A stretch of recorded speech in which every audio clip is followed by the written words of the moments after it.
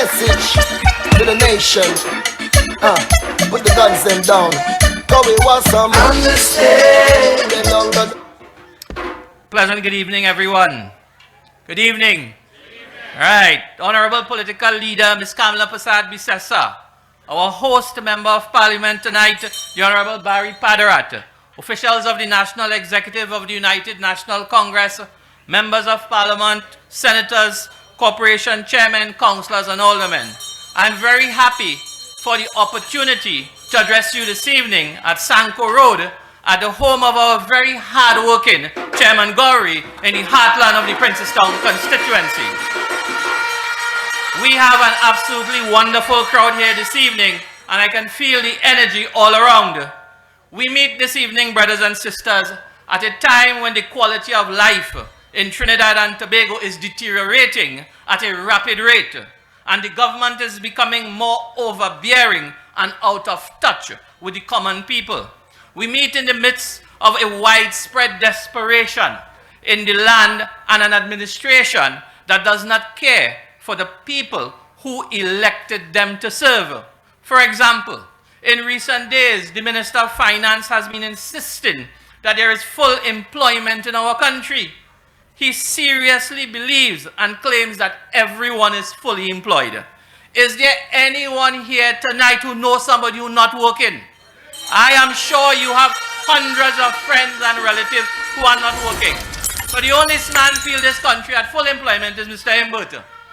That to me, ladies and gentlemen, is another example of how our government has become so high-handed and it does not see or react to the thousands of people who are struggling every day for welfare assistance. The government has no feeling, no heart for the thousands of workers in the small business sector who have lost their jobs or those in the energy industry who are on the breadline.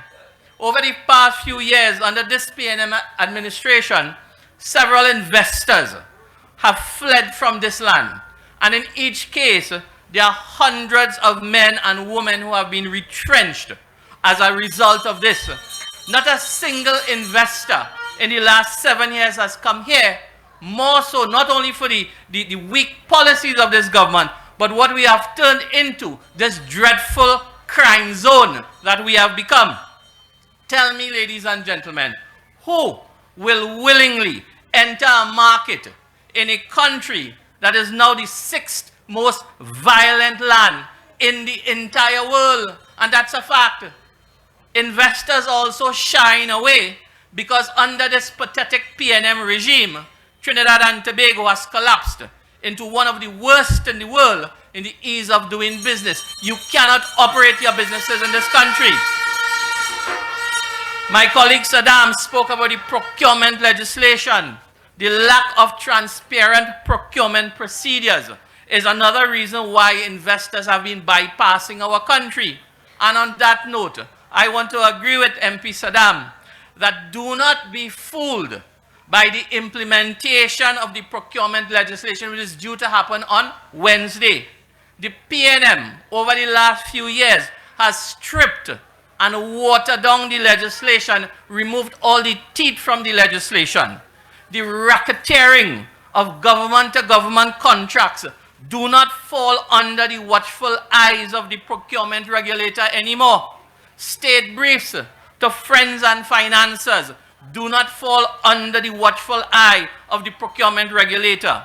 Furthermore, brothers and sisters, Trinidad and Tobago is without a procurement regulator because the PNM has not approved or renewed the contract of the existing man, Mr. Monina Lalchan, and there's a reason for that. That regulator said in the public space that he was anxious to have the new law proclaimed so he could deal with corruption and waste in the public sector. My friends, the PNM don't like to hear that kind of talk. They fear that they would be exposed and made to face justice. Bid rigging is a commonplace in the public sector, and the PNM does not want genuine and straightforward procurement regulations or a regulator. So you are already aware, ladies and gentlemen, that this government is attempting to undermine and subvert every single independent institution in this country. All of this, it is because of the raw incompetence of the Rowley government, which has made no attempt to diversify our economy away from the decline in energy sector. Each year, the government promises to develop other sectors in order to stir the economy, create jobs, boost export. But like abracadabra, the Minister of Finance pulls these flimsy promises from thin air at every budget speech. And every year, these promises collapse classic PNM style, while the rest of the world is advancing new sectors in this modern world of technology. This useless Rowley regime is doing the same things over and over, and they're looking for different results. That is the doings of mad people. The government is now shamelessly boasting of economic growth, but it is only that some sectors has developed and restarted after the COVID-19 shutdown. Overall, the national economy has reversed its course from its robust state that we had under the leadership of Kamla Persad-Bissessar.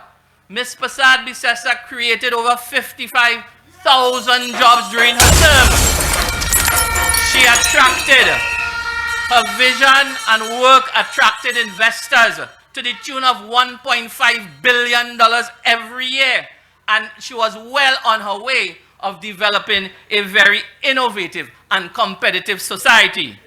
The world's largest corporations were knocking at our doors. At this time, ladies and gentlemen, energy production is at an all-time low, and therefore our revenues are in free fall. Borrowings by this government are at an all-time high, and the government is mortgaging the futures of your grandchildren. Business activity remains in a slump. Large corporations are not investing 1 cent in this country, and many people are fleeing a sinking ship. The small business sector is shrinking. With a declining purchasing power, the retail sector is disappearing. Thousands of people are looking to migrate for the security and well-being of their families. And I tell you, people don't desert a safe, prosperous, advancing country. Brothers and sisters, the government signed a big agreement with the CARICOM countries to grow food so we could feed ourselves. Barbados, Guyana, and other countries are making major strides. But you know what? We haven't signed one agreement to plant 1 extra acre of tomatoes or plant in Obagan since that big agricultural seminar a few months ago. Brothers and sisters, lawlessness is ruling our land. We are on a short path to Haiti, which is overcome with anarchy, and we are getting there.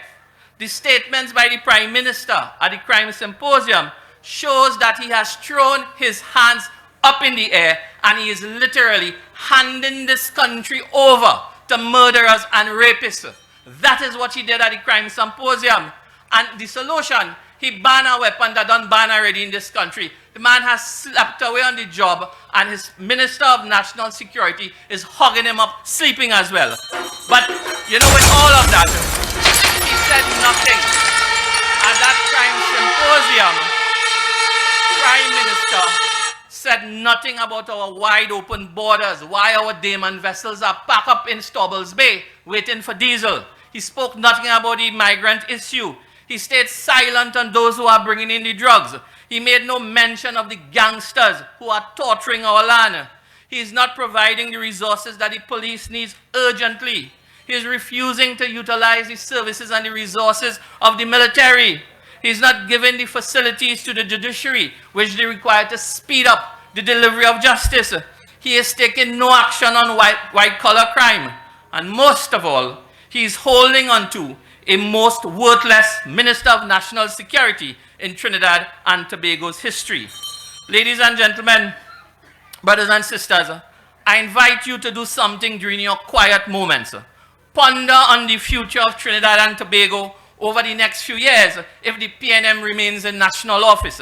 Think about the state of the economy if there is no diversification with the energy sector producing less and less.